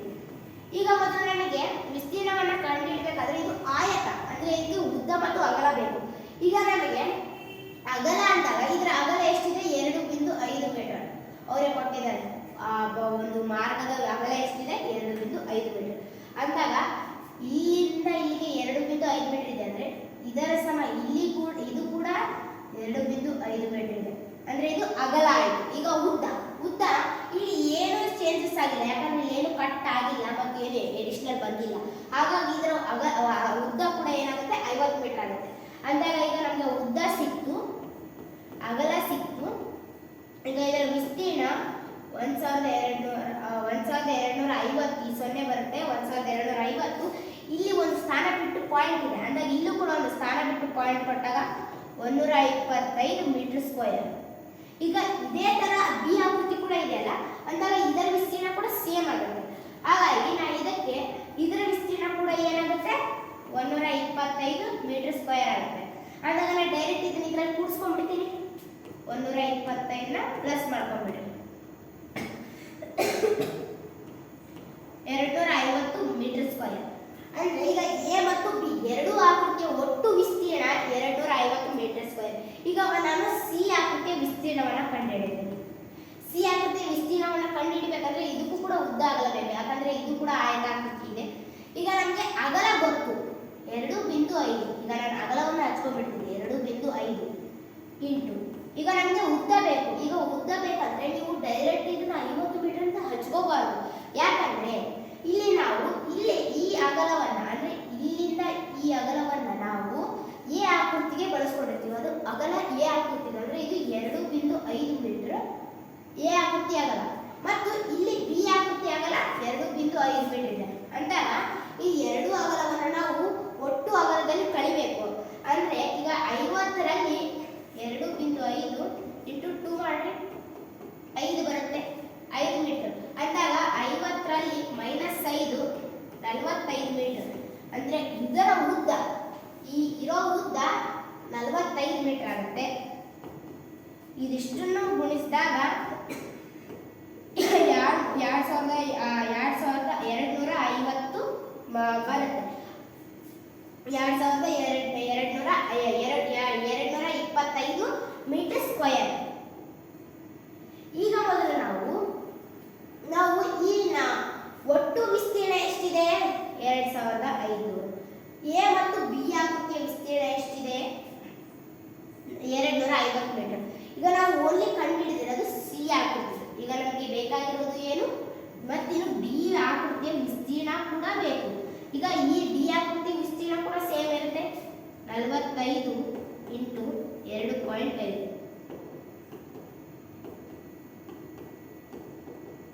ಈಗ ಡಿ ಆಕೃತಿಯ ವಿಸ್ತೀರ್ಣ 1125 ಮೀಟರ್ ಸ್ಕ್ವೇರ್. ಇಲ್ಲೊಂದು ಸಂಖ್ಯೆ ಪಾಯಿಂಟ್ ಬಿಟ್ಟು ಒಂದು ಸಂಖ್ಯೆಯನ್ನು ಬಿಟ್ಟು ಪಾಯಿಂಟ್ ಇದೆ, ಹಾಗಾಗಿ ಒಂದು ಸ್ಥಾನವನ್ನು ಬಿಟ್ಟು ನಾವು ಪಾಯಿಂಟ್ ಕೊಡ್ತೇನೆ. ಅಂದಾಗ ಈಗ ಡಿ ಆಕೃತಿಯ ವಿಸ್ತೀರ್ಣ ಏನಾಯಿತು? 112.5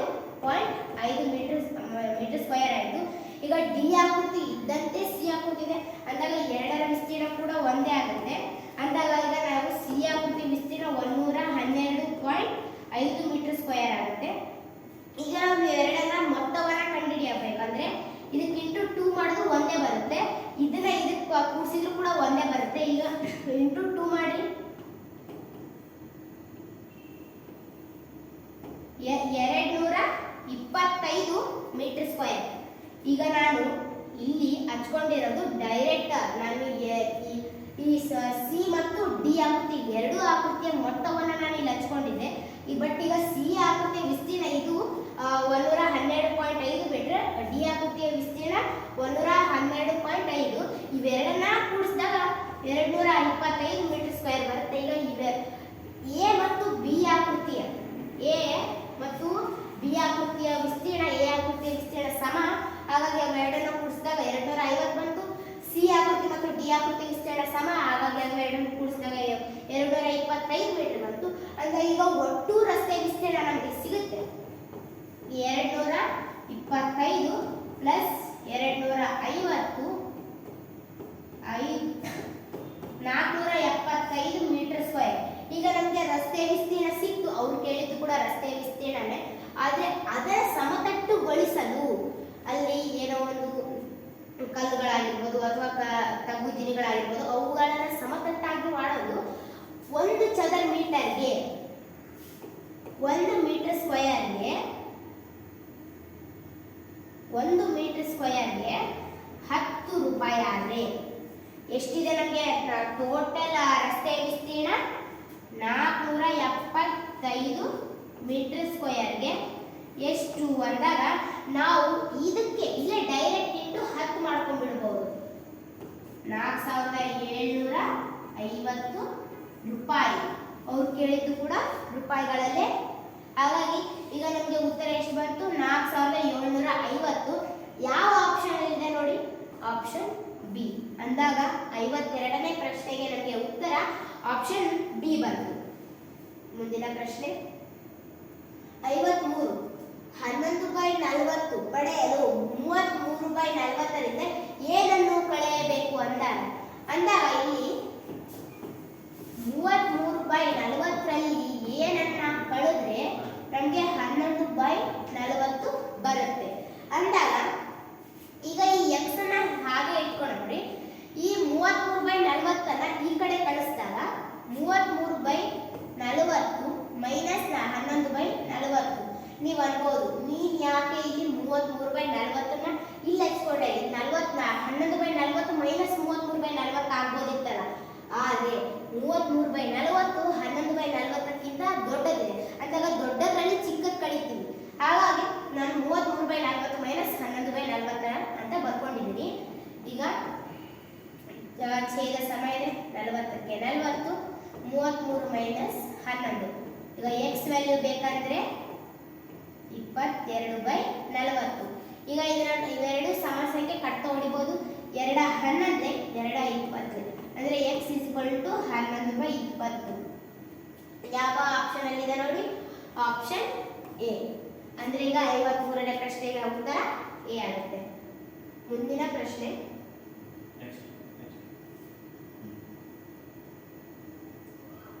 54 ಟೀನಾ 55,000ಕ್ಕೆ ಒಂದು ಸ್ಕೂಟರ್ ಖರೀದಿಸಿದಳು.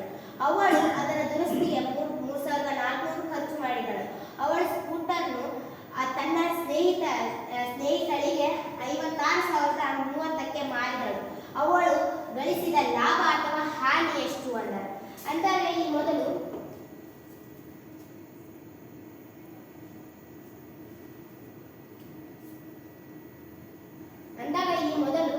ನಾವು ಈ ಸ್ಕೂಟರ್ನ ಕೊಂಡ ಬೆಲೆ ಎಷ್ಟಿದೆ? ಕೊಂಡ ಬೆಲೆ 55,000 ಮತ್ತು ಆ ಸ್ಕೂಟರ್ ಏನೋ ಹಾಳಾಗಿತ್ತು, ಅದಕ್ಕೇನೋ ರಿಪೇರಿ ಮಾಡಿಸ್ಬೇಕಿತ್ತು. ಹಾಗಾಗಿ ಅದಕ್ಕೆ ಏನ್ ಮಾಡ್ತಾಳೆ ಟೀನಾ ಮತ್ತೆ 3,400 ರೂಪಾಯಿ ಅದಕ್ಕೆ ಖರ್ಚು ಮಾಡ್ತಾಳೆ. ಅಂದ್ರೆ ಒಟ್ಟು ಕೊಂಡ ಬೆಲೆ ಎಷ್ಟಾಗುತ್ತೆ? 58,400 ರೂಪಾಯಿ ಆಗುತ್ತೆ. ಈಗ ಅದರ ಮಾರಿದ ಬೆಲೆ ಎಷ್ಟಿದೆ? ಅವಳಿಗೆ ಇಡಿಸಲಿಲ್ಲ, ನಾನು ಮಾರ್ಬಿಡೋಣ ಈ ಸ್ಕೂಟರ್ ಅಂತ ಅನ್ಕೊಂಡು ಅವಳು ತನ್ನ ಸ್ನೇಹಿತಳಿಗೆ ಮಾರ್ತಾಳೆ. ಅದರ ಮಾರಿದ ಬೆಲೆ ಎಷ್ಟು? 56,030 ರೂಪಾಯಿಗೆ ಮಾರ್ತಾಳೆ. ಹಾಗಾದ್ರೆ ಅವಳಿಗೆ ಅದ ಲಾಭ ಅಥವಾ ಹಾನಿ ಅಂತ ಹೇಳಿದ್ದಾರೆ. ಈಗ ನಮಗೆ ಲಾಭ ಅಥವಾ ಹಾನಿ ಅಂತ ಯಾವ ತರ ಕಂಡುಹಿಡಿಬೇಕು ಅಂದಾಗ, ಲಾಭ ಆದ್ರೆ ಮಾರಿದ ಬೆಲೆ ಹೆಚ್ಚಿರುತ್ತೆ, ಹಾನಿ ಆದ್ರೆ ಮಾರಿದ ಬೆಲೆ ಕಮ್ಮಿ ಇರುತ್ತೆ. ಈಗ ನಾವು ಮಾರಿದ ಬೆಲೆ ಹೆಚ್ಚಿದೆಯೋ ಕಮ್ಮಿ ಇದೆಯೋ ನೋಡ್ಕೊಳ್ಳೋಣ. ಕೊಂಡ ಬೆಲೆ 58,000 ಇದೆ, ಮಾರಿದ ಬೆಲೆ 56,000 ಇದೆ. ಅಂದಾಗ ಇಲ್ಲಿ ಮಾರಿದ ಬೆಲೆ ಕಮ್ಮಿ ಇದೆ, ಅಂದಾಗ ಇಲ್ಲಿ ನಮಗೆ ಹಾನಿ ಆಗುತ್ತೆ. ಅಂದಾಗ ಇಲ್ಲಿ ಹಾನಿ = 58,400 ಮೈನಸ್ 56,030. ಇದರ ಮೈನಸ್ ಮಾಡಿ 2,370 ರೂಪಾಯಿ ನಮಗೆ ಹಾನಿ ಆಗುತ್ತೆ. ಈ ಉತ್ತರ ಎಲ್ಲಿದೆ ನೋಡಿ? ಈಗ ಲಾಭ ಅಂತ ಇರೋದನ್ನ ನಾವು ಕ್ಯಾನ್ಸಲ್ ಮಾಡ್ಕೊಂಡ್ಬಿಡೋಣ, ಯಾಕಂದ್ರೆ ಇಲ್ಲಿ ನಮಗೆ ಹಾನಿ ಆಗಿದೆ, ಲಾಭ ಅಂತಿದೆ, ಹಾಗಾಗಿ ಅದು ಬರಲ್ಲ. ಈಗ ಹಾನಿ ಬಿ ಮತ್ತು ಡಿ ಅಲ್ಲಿದೆ. ಈಗ ನಮಗೆ 2,370 ರೂಪಾಯಿ ಎಲ್ಲಿದೆ ನೋಡಿ? ಆಪ್ಷನ್ ಬಿ ಅಲ್ಲಿ.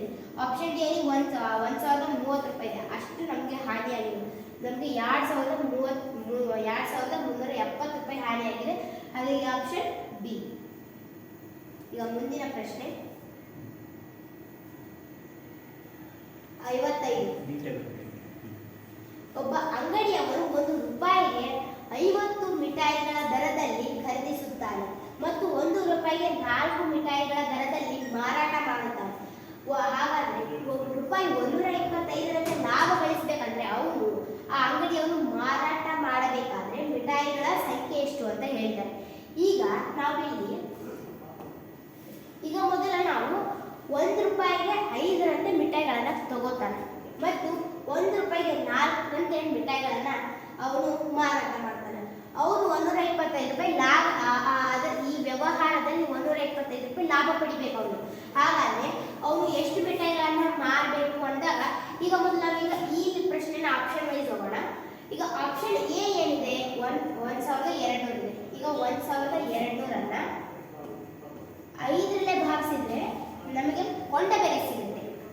5 1 5 10 2 ಉಳಿತು, 4 20 0 ಅಂದ್ರೆ ಕೊಂಡ ಬೆಲೆ ₹240 ಆಯಿತು. ಇದೇ 1,200ಕ್ಕೆ ನಾವು 4ರಲ್ಲೇ ಭಾಗಿಸಿದ್ರೆ ನಮಗೆ ಮಾರಿದ ಬೆಲೆ ಸಿಗುತ್ತೆ. 4 1 4 3 12 0 3,000 ರೂಪಾಯಿ ನಮಗೆ ಮಾರಿದ ಬೆಲೆ ಆಗುತ್ತೆ.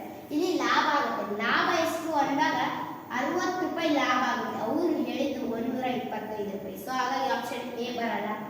ಆಪ್ಷನ್ ಬಿ ನೋಡೋಣ. Option B 1,500. ಇದಕ್ಕೆ ಡಿವೈಡೆಡ್ ಬೈ 5 ಮಾಡಿಕೊಂಡ ಬೆಲೆ ಸಿಗುತ್ತೆ. ಇದಂದ್ರೆ 300 ರೂಪಾಯಿ ಇದೇನಾಯ್ತು? ಕೊಂಡ ಬೆಲೆ ಆಯಿತು. ಈಗ ನಮಗೆ ಮಾರಿದ ಬೆಲೆ ಬೇಕಂದ್ರೆ ಡಿವೈಡೆಡ್ ಬೈ 4. 4 ಒಂದೇ 4 ಮೂರಲೆ 12, 3 ಉಳಿತು 4 ಏಳಲೆ 28, 2 ಉಳಿತು 4 ಐದಲೆ 20, 375 ರೂಪಾಯಿ ಆಯಿತು. ಇಲ್ಲಿ ಲಾಭ ಆಗುತ್ತೆ, ಲಾಭ 75 ರೂಪಾಯಿ ಆಗುತ್ತೆ. ಅವ್ರು ಹೇಳಿದ್ದು 125 ರೂಪಾಯಿ, ಹಾಗಾಗಿ ಇಲ್ಲಿ 75 ರೂಪಾಯಿ ಆಗಿದೆ, ಹಾಗಾಗಿ ಆಪ್ಷನ್ ಬಿ ಬರಲ್ಲ. ಆಪ್ಷನ್ ಸಿ ನೋಡೋಣ. ಆಪ್ಷನ್ ಸಿ ಅಂದರೆ 2000 ಇದೆ. ಈಗ 2000ವನ್ನು ನಾವು ಡಿವೈಡೆಡ್ ಬೈ 5 ಮಾಡಿದ್ರೆ ನಮಗೆ ಏನು ಸಿಗುತ್ತೆ? ಕೊಂಡ ಬೆಲೆ ಸಿಗುತ್ತೆ, 400 ರೂಪಾಯಿ ಕೊಂಡ ಬೆಲೆ. ಅದೇ 2000ಕ್ಕೆ ಡಿವೈಡೆಡ್ ಬೈ 4 ಮಾಡಿದ್ರೆ ನಮಗೆ ಮಾರಿದ ಬೆಲೆ ಸಿಗುತ್ತೆ 500 ರೂಪಾಯಿ. ಇದರಿಂದ ನಮ್ಗೆ ಏನಾಗುತ್ತೆ? ಲಾಭ ಆಗುತ್ತೆ. ಲಾಭ ಎಷ್ಟು? 100 ರೂಪಾಯಿ ಲಾಭವಾಗುತ್ತೆ. ಅವ್ರು ಹೇಳಿದ್ದು 125 ರೂಪಾಯಿ, ಇಲ್ಲಿ 100 ರೂಪಾಯಿ ಇದೆ, ಹಾಗಾಗಿ ಆಪ್ಷನ್ ಸಿ ಕೂಡ ಬರೋದಿಲ್ಲ. ಈಗ ಆಪ್ಷನ್ ಡಿ ನೋಡೋಣ. 2500 ಇದಕ್ಕೆ ಡಿವೈಡೆಡ್ ಬೈ 5 ಮಾಡಿರಿ, 5 ಒಂದೇ 500, ಕೊಂಡ ಬೆಲೆ 500 ರೂಪಾಯಿ ಬಂತು. ಈಗ ಮಾರಿದ ಬೆಲೆ 2500 ಡಿವೈಡೆಡ್ ಬೈ 5 ಡಿವೈಡೆಡ್ ಬೈ 4 ಮಾಡಬೇಕು.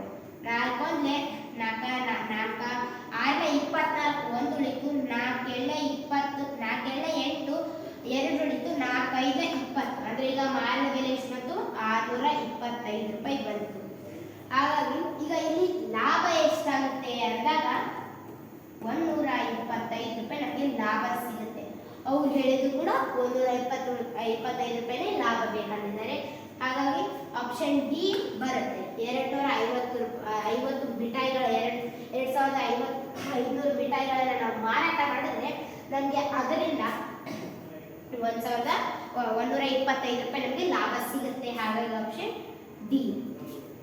ಮುಂದಿನ ಪ್ರಶ್ನೆ 56. ಕೆಳಗಿನ ಯಾವ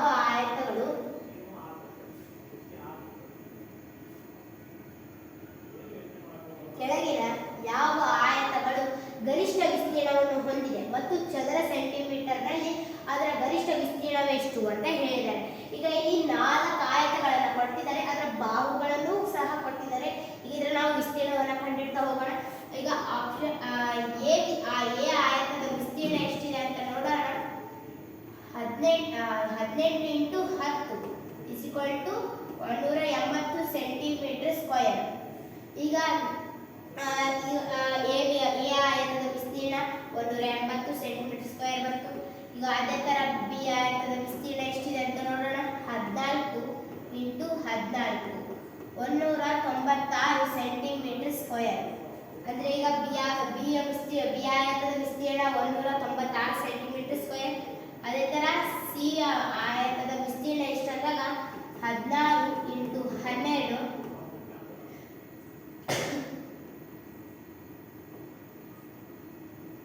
192 ಸೆಂಟಿಮೀಟರ್ ಸ್ಕ್ವೇರ್.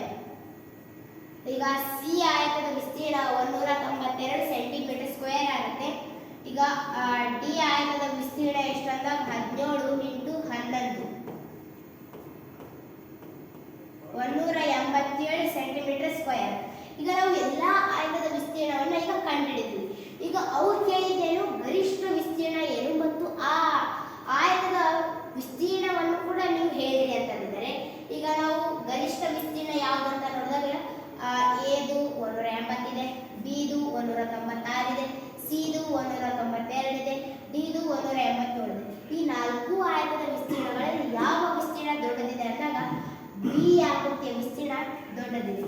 ಹಾಗಾಗಿ ಬಿ ಆಕೃತಿಯ ವಿಸ್ತೀರ್ಣ ಏನಿದೆ? ದೊಡ್ಡದಿದೆ. ಮತ್ತು ಇದರ ವಿಸ್ತೀರ್ಣ ಎಷ್ಟು? 196 ಸೆಂಟಿಮೀಟರ್ ಸ್ಕ್ವೇರ್. ಯಾವ ಆಪ್ಷನ್ ಇದೆ? ಆಪ್ಷನ್ ಎ ಅಲ್ಲಿ ಆಯತ C 192 metre square centimetre square. ಆದರೆ ಇಲ್ಲಿ ನಮಗೆ ದೊಡ್ಡದಿರೋದು ಬಿ ಆಯತ. ಹಾಗಾಗಿ ಬಿ ಆಯತ ಯಾವ ಆಪ್ಷನ್ ಅಲ್ಲಿ ಇದೆ? ಆಪ್ಷನ್ ಬಿ ಅಲ್ಲಿ ಬಿ ಆಯತ ಇದೆ. ಅದರ ವಿಸ್ತೀರ್ಣ ಕೂಡ 196 ಸೆಂಟಿಮೀಟರ್ ಸ್ಕ್ವೇರ್ ಇದೆ. ಹಾಗಾಗಿ 56ನೇ ಪ್ರಶ್ನೆಗೆ ನಮಗೆ ಉತ್ತರ ಆಪ್ಷನ್ ಬಿ. ಈಗ ಮುಂದಿನ ಪ್ರಶ್ನೆ 57ನೇ ಪ್ರಶ್ನೆ ನೋಡೋಣ. 5/22 +7/22 -3/22 +9/22 -1/22 ಸಂಕ್ಷೇಪಿಸಿದಾಗ ದೊರಕುವ ಉತ್ತರವೇನು ಅಂತ ಹೇಳಿದರೆ, ಈಗ ನಮಗೆ ಛೇದ ಎಲ್ಲ ಸಮ ಇದೆ ಅಂದಾಗ ಅಂದಾಗ ನಾವು ಈಗ ಈ ತರ ಸರಳೀಕರಣ ಬಂದಾಗ ನಾವು ಛೇದ ಎಲ್ಲ ಸಮಯದಲ್ಲಿ ನಾವು ಒಂದೇ ಸಲ ಬರ್ಕೋತೀವಿ ಅದನ್ನ. ಅವಾಗ ಇದರ ಛೇದ 22 ಆಗುತ್ತೆ. ಈಗ ಎಲ್ಲವನ್ನು ಆಸ್ ಇಟ್ ಈಸ್ ಬರ್ಕೊಳ್ಳೋಣ. 5 + 7 - 3 + 9 - 1. ಈಗ ಇದರ ಉತ್ತರ ಏನಾಗುತ್ತೆ? 22 ಪ್ಲಸ್ ಪ್ಲಸ್ ಒಂದು ಸೈಡ್ ಕೂಡಿಸ್ಕೊಳ್ಳೋಣ, ಮೈನಸ್ ಮೈನಸ್ ಒಂದು ಸೈಡ್ ಕೂಡಿಸ್ಕೊಳ್ಳೋಣ. ಪ್ಲಸ್ ಯಾವುದಕ್ಕೆ? ಈ ಒಂದು ಸಂಖ್ಯೆ ಹಿಂದೆ ಏನಿಲ್ಲ, ಅದು ಪ್ಲಸ್ ಚಿಹ್ನೆ ಇರುತ್ತೆ. ಈಗ 5ರ ಚಿಹ್ನೆ ಪ್ಲಸ್ ಅಂದ್ರೆ ಇದು ಕೂಡ ಪ್ಲಸ್ ಆಯಿತು. ಈಗ 7ರ ಚಿಹ್ನೆ ಪ್ಲಸ್ ಅಂದ್ರೆ ಇದು ಕೂಡ ಪ್ಲಸ್ ಆಯಿತು. ಈಗ 3ರ ಚಿಹ್ನೆ ಮೈನಸ್ ಇದೆ, ಇದರ ಸೈಡ್ ಸಪ್ರೇಟ್ ಬರ್ಕೊಳ್ಳೋಣ. ಈಗ 9ರ ಚಿಹ್ನೆ ಪ್ಲಸ್ ಅಂದ್ರೆ ಇದು ಕೂಡ ಪ್ಲಸ್ ಚಿಹ್ನೆ ಆಯಿತು. ಇದನ್ನ 9 ಪ್ಲಸ್ ಚಿಹ್ನೆಗಳಲ್ಲಿ ಬರ್ಕೊಳ್ಳೋಣ. ಇದರ 1ರ ಚಿಹ್ನೆ ಮೈನಸ್ ಅಂದ್ರೆ ಈ ಸೈಡ್ ಬರ್ಕೊಳ್ಳೋಣ. ಈಗ ಇದು ಪ್ಲಸ್ ಆಯಿತು. ಇದು ಇದರ ಈ ಎಲ್ಲಾ ಸಂಖ್ಯೆಗಳ ಚಿಹ್ನೆ ಪ್ಲಸ್, ಈ ಸಂಖ್ಯೆಗಳ ಚಿಹ್ನೆ ಮೈನಸ್. ಈಗ ಇವೆಲ್ಲವನ್ನು ಕೂಡಿಸಿ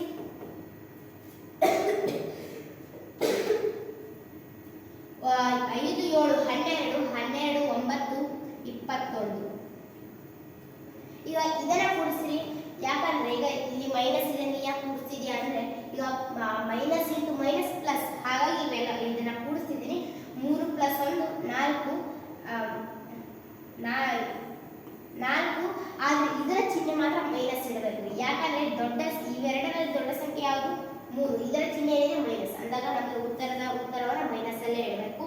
ಈಗ 21 - 4 ಎಷ್ಟಾಗುತ್ತೆ? 17/22. ಯಾವ ಆಪ್ಷನ್ ಅಲ್ಲಿ ಇದೆ ನೋಡಿ? ಆಪ್ಷನ್ ಎ 15/22 ಬರೋದಿಲ್ಲ. ಆಪ್ಷನ್ ಬಿ 17/22 ಆನ್ಸರ್ ಇದೆ. ಆಪ್ಷನ್ ಸಿ 19/22 ಬರೋದಿಲ್ಲ. ಆಪ್ಷನ್ ಡಿ 13/22 ಬರೋದಿಲ್ಲ. ಹಾಗಾಗಿ 57ನೇ ಪ್ರಶ್ನೆಗೆ ಉತ್ತರ ಆಪ್ಷನ್ ಬಿ. ಈಗ ಮುಂದಿನ ಪ್ರಶ್ನೆ 58. ಸಂಜೆ 6 ಗಂಟೆಗೆ ಗಡಿಯಾರದ ನಿಮಿಷದ ಮುಳ್ಳು ಮತ್ತು ಗಂಟೆ ಮುಳ್ಳುಗಳ ನಡುವಿನ ಕೋನ ಅಂತ ಹೇಳಿದ್ದಾರೆ. ಈಗ ನಾನು ಒಂದು ಗಡಿಯಾರವನ್ನು ರಚಿಸ್ಕೊತೀನಿ. ಇದು ಒಂದು ಗಡಿಯಾರ. ಈಗ ನಾನು ಇದರಲ್ಲಿ ಸಮಯವನ್ನು ಬರ್ಬೋದು. 12 6 3 9. ಇದರಲ್ಲಿ ಸಮಯ ಎಷ್ಟಾಗಿದೆ? 6 ಗಂಟೆ ಆಗಿದೆ. ಅಂದ್ರೆ ಗಂಟೆಯ ಮುಳ್ಳು 6ಕ್ಕೆ ಇರಬೇಕು, ನಿಮಿಷದ ಮುಳ್ಳು 12ಕ್ಕೆ ಇರಬೇಕು ಅಂದಾಗ ಈ ನಿಮಿಷದ ಮುಳ್ಳು ಮತ್ತು ಗಂಟೆಯ ಮುಳ್ಳುಗಳ ನಡುವಿನ ಕೋನ ಏನು ಅಂತ ಹೇಳಿದರೆ ಇದು ಒಂದು ಸರಳ ಕೋನವಾಗುತ್ತೆ. ಇದು ಎಷ್ಟು ಕೋನ ಅಂದಾಗ 180 ಡಿಗ್ರಿ. ಇದು ಯಾವ ಕೋನ ಅಂದಾಗ ಸರಳ ಕೋನ. Option D. ಹಾಗಾಗಿ 58ನೇ ಪ್ರಶ್ನೆಗೆ ಉತ್ತರ ಡಿ. ಈಗ ಮುಂದಿನ ಪ್ರಶ್ನೆಗೆ ಹೋಗೋಣ. 59. ಒಂದು ಬೈಸಿಕಲ್ ಚಕ್ರ ಒಟ್ಟು 24 ಕಡ್ಡಿಗಳನ್ನು ಹೊಂದಿರುತ್ತದೆ. ಅಕ್ಕಪಕ್ಕದ ಒಂದು ಜೋಡಿ ಕಡ್ಡಿಗಳ ನಡುವಿನ ಕೋನ ಅಂತ ಹೇಳಿದರೆ, ಅಂದ್ರೆ ಈಗ ನಾನು ಒಂದು ಚಕ್ರ ಅಂದ್ರೆ ಅದು ರೌಂಡ್ ಶೇಪ್ ಅಲ್ಲಿ ಇರುತ್ತೆ. ಈಗ ಒಂದು ವೃತ್ತ ಆಗಲಿ ಅದು ಒಂದು ಪೂರ್ಣ ಕೋನ. ಒಂದು ಪೂರ್ಣ ಕೋನ ಅಂದಾಗ ಅದರ ಒಟ್ಟು ಎಷ್ಟು ಡಿಗ್ರಿ ಏನು ಅಂದಾಗ 360 ಡಿಗ್ರಿ. ಒಂದು ಪೂರ್ಣ ಕೋನ ಅಂದಾಗ 360 ಡಿಗ್ರಿ. ಇದರಲ್ಲಿ 24 ಕಡ್ಡಿಗಳಿದೆ ಅಂದಾಗ 24 ಭಾಗಗಳಿದಾವೆ. ಅಂದ್ರೆ /24. ಈ /24 ಯಾಕೆ ಮಾಡ್ತೀನಿ ಅಂದ್ರೆ ಈ ಒಂದು ಕೋನ ಎಷ್ಟು ಡಿಗ್ರಿ ಇದೆ ಅಂತ ಬಂದಾಗ ಈಗ ನಾವು 360 24 ಕಡ್ಡಿ ಅಂದಾಗ 360 ಡಿಗ್ರಿ ಬರುತ್ತೆ. ನಮ್ಗೆ ಬೇಕಾಗಿರೋದು ಒಂದು ಕಡ್ಡಿ, ಒಂದು ಭಾಗ. 24 ಭಾಗಗಳಂದಾಗ 360 ಡಿಗ್ರಿ ಬರುತ್ತೆ. ನಮಗೆ ಬೇಕಾಗಿರೋದು ಓನ್ಲಿ ಒಂದು ಭಾಗ, ಒಂದು ಜೋಡಿ. ಹಾಗಾದ್ರೆ ಅದು ಎಷ್ಟು ಡಿಗ್ರಿ ಇರುತ್ತೆ ಅಂದಾಗ ಇಲ್ಲಿ 360 / 24 ಬರುತ್ತೆ. ಹಾಗಾಗಿ ನಾನು ಅದನ್ನು ಸಂಕ್ಷಿಪ್ತವಾಗಿ ಬರ್ಕೊಂಡಿದ್ದೀನಿ ಅಷ್ಟೇ. 24 ಅಂದ್ರೆ 24 12 ಹಿಡಿದು 125 24 5 120. ಅಂದ್ರೆ ಒಂದು ಭಾಗ ಅಂದ್ರೆ ಎರಡು ಕಡ್ಡಿಯ ಒಂದು ಜೋಡಿ ಅಂದಾಗ ಎಷ್ಟು ಡಿಗ್ರಿ ಬರುತ್ತೆ? 15 ಡಿಗ್ರಿ. Option B. ಈಗ ಮುಂದಿನ ಪ್ರಶ್ನೆಗೆ ಹೋಗೋಣ. 60. ಪಿ, ಕ್ಯೂ, ಆರ್ ಮತ್ತು ಎಸ್ ಇಂದ ಉತ್ತರಿಸಿದ ಪ್ರಶ್ನೆಗಳ ಸಂಖ್ಯೆಯನ್ನು ಸ್ತಂಭಾಲೇಖ ಬಾರ್ ಗ್ರಾಫ್ ಸೂಚಿಸುತ್ತದೆ. ಕೊಟ್ಟಿರುವ ಬಾರ್ ಗ್ರಾಫ್ನಿಂದ ಪಿ ಮತ್ತು ಎಸ್ ಒಟ್ಟಿಗೆ ಸೇರಿ ಪರಿಹರಿಸಿದ ಪ್ರಶ್ನೆಗಳಿಗಿಂತ ಎಷ್ಟು ಅಧಿಕ ಪ್ರಶ್ನೆಗಳು ಕ್ಯೂ ಮತ್ತು ಆರ್ ಒಟ್ಟಿಗೆ ಸೇರಿ ಪರಿಹರಿಸುತ್ತಾರೆ ಎಂದು ಕಂಡುಹಿಡಿಯಿರಿ ಅಂತ ಹೇಳಿದ್ದಾರೆ. ಅಂದಾಗ ಇಲ್ಲಿ ಪಿ ಮತ್ತು ಇಲ್ಲೊಂದು ಬಾರ್ ಗ್ರಾಫ್ ಕೊಟ್ಟಿದ್ದಾರೆ. ಅದರಲ್ಲಿ ಪಿ ಕ್ಯೂ ಆರ್ ಎಸ್ ಈ ನಾಲ್ಕು ಇವೆಲ್ಲ ಪಿ ಕ್ಯೂ ಆರ್ ಎಸ್ಗಳು ಎಷ್ಟು ಪ್ರಶ್ನೆಗೆ ಉತ್ತರಿಸಿದ್ದಾರೆ ಅಂತ ಕೂಡ ಅವರು ಕೊಟ್ಟಿದ್ದಾರೆ.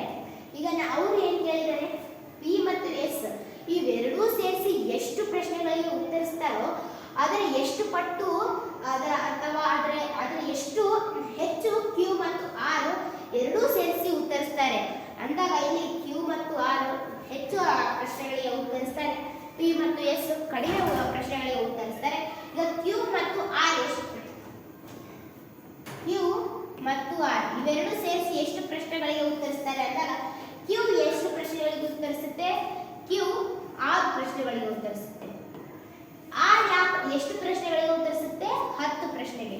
ಅಂದಾಗ ಇದರ ಒಟ್ಟು 16 ಆಯಿತು. ಅಂದರೆ ಕ್ಯೂ ಮತ್ತು ಆರ್ ಎರಡೂ ಸೇರಿ 16 ಪ್ರಶ್ನೆಗಳಿಗೆ ಉತ್ತರಿಸ್ತಾರೆ. ಈಗ ನಾವು ಪಿ ಮತ್ತು ಎಸ್ ಇವೆರಡು ಪಿ ಮತ್ತು ಎಸ್ ಎರಡು ಸೇರಿ ಎಷ್ಟು ಪ್ರಶ್ನೆಗಳಿಗೆ ಉತ್ತರಿಸ್ತಾರೆ ಅಂದಾಗ ಪಿ 4 ಪ್ಲಸ್ ಎಸ್ 8 ಪ್ರಶ್ನೆಗಳಿಗೆ ಇವೆರಡನ್ನು ಸೇರಿಸಿದ್ರೆ 12. ಅವ್ರು ಕೇಳಿದ್ದು ಕ್ಯೂ ಮತ್ತು ಆರ್ ಪಿ ಮತ್ತು ಎಸ್ ಎಷ್ಟು ಪ್ರಶ್ನೆಗಳಿಗೆ ಉತ್ತರಿಸ್ತಾರೋ ಅದರ ಎಷ್ಟು ಕ್ಯೂ ಮತ್ತು ಆರ್ ಎರಡು ಸೇರಿ ಎಷ್ಟು ಹೆಚ್ಚು ಪ್ರಶ್ನೆಗಳಿಗೆ ಉತ್ತರಿಸ್ತಾರೆ ಅಂದಾಗ 16 ಮೈನಸ್ 12 = 4. Option A. 60ನೇ ಪ್ರಶ್ನೆಗೆ ನಮ್ಮ ಉತ್ತರ ಏನು, ಎ.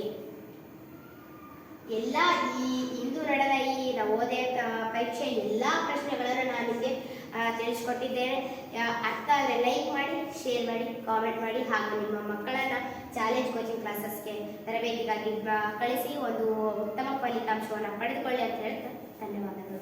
ನಂದಿತಾ, ತುಂಬ ಅಭಿನಂದನೆಗಳು. ಭಾಳ ಚಂದ ಎಕ್ಸ್ಪ್ಲನೇಷನ್ ಮಾಡಿದ್ವಿ, ಭಾಳ ಖುಷಿ ಆಯ್ತು ನೋಡಿ.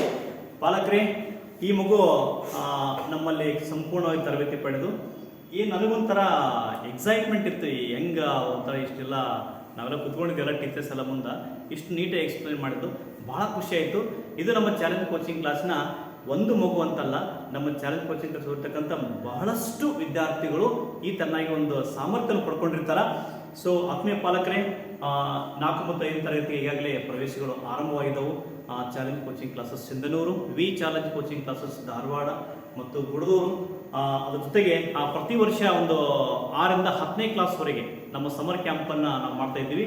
ವಿಶೇಷವಾಗಿ 10ನೇ ತರಗತಿ ವಿದ್ಯಾರ್ಥಿಗಳಿಗೆ ಸ್ಪೆಷಲ್ ಕೋಚಿಂಗ್ ಇರುತ್ತೆ. ತಮಗೆ ಅಡ್ಮಿಷನ್ ಬೇಕಾಗಿದ್ದರೆ ದಯವಿಟ್ಟು ನಮ್ಮ ಸಂಸ್ಥೆಯನ್ನು ಸಂಪರ್ಕಿಸಿರಿ. ಮತ್ತು ಈ ಥರ ಒಳ್ಳೆ ಪ್ರತಿಭಾನ್ವಿತರನ್ನ ಬೆಳೆಸ್ತಕ್ಕಂಥ ಒಂದು ಕೆಲಸವನ್ನು ಚಾಲೆಂಜ್ ಸಂಸ್ಥೆ ಮಾಡ್ತಾ ಇದೆ. ನಮ್ಮ ಸಂಸ್ಥೆಯಲ್ಲಿರ್ತಕ್ಕಂಥ ಮ್ಯಾಕ್ಸಿಮಮ್ ವಿದ್ಯಾರ್ಥಿಗಳಿಗೆ ಒಳ್ಳೆ ಸ್ಟ್ರಾಂಗ್ ಫೌಂಡೇಶನ್ನ ಎಲ್ಲ ವಿಷಯದಲ್ಲಿ ನಾವು ಕೊಡ್ತಕ್ಕಂಥ ಕೆಲಸವನ್ನು ಚಾಲೆಂಜ್ ಮಾಡ್ತಾ ಇದೆ. ಅದು ನಿಮ್ಮ ಚಾಲೆಂಜ್, ನೀವು ಬೆಳೆಸಿರ್ತಕ್ಕಂಥ ಚಾಲೆಂಜು. Thank you. ಈ ವಿಡಿಯೋನ ಲೈಕ್ ಮಾಡಿರಿ, ಮಗುವಿಗೆ ಒಂದು ಲೈಕ್ ಕೊಡಿ ಅಂತಕ್ಕಂಥ ಮಾತನ್ನು ಹೇಳ್ತಾ ಈ ವಿಡಿಯೋನ ಮುಗಿಸಿದ್ದೀವಿ. Thank you so much.